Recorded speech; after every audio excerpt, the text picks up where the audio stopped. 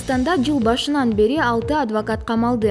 Кыргызстандын адвокаттар кеңеши жыл башынан бери өлкөдө 6 жактоочунун камалганын алардын ишмердигине байланыштырууда. Кеңеш мүчөлөрү бул маселени ушул жумада жыйынга чогулуп талкуулашмакчы. Адвокаттар кеңешинин төрагасынын орун басары Жыргал Бабаев адвокаттардын макамын коргогон мыйзамдар сакталбай жатканын айтты.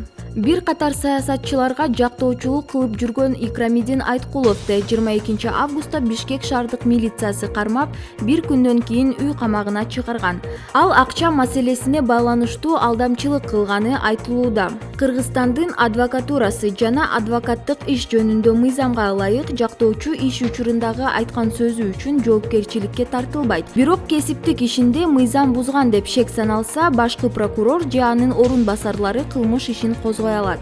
Кыргыз-тажик чек арасында чырга себепчи болгон курулуштар бир апталык мөөнөткө токтотулду. Учурда кыргыз-тажик чек арасындагы тилкеде абал тынч. Топтолгон эл жок. 24 августта чек ара чырынан жабыркаган милиция кызматкеринин абалы жакшы. Ал Кулунду айылынын ооруканасында дарыланууда. 25 августта Лейлек районунун акими Баймурат Бекмуратов менен Тажикстандын чектеш Гафуров районунун жетекчиси Зариф Назири жолугушуп, шарттуу чек арага жакын аймактардагы курулуштарды убактылуу токтото туруу жөнүндө чечим кабыл алынган. Алар Баткен облусу менен Согди облусунун жетекчилерине атайын сунушкат жазып, чек ара аймагында курулуш жүргүзүү маселесин чечип берүү жөнүндө өтүнүч менен кайрылышкан. Маселе бир жаңсыл болгонго чейин Тажикстан тарапта да курулуш иштери токтотулду. Асановдун айдоочусу экени айтылган кызматкер 2 айга камалды.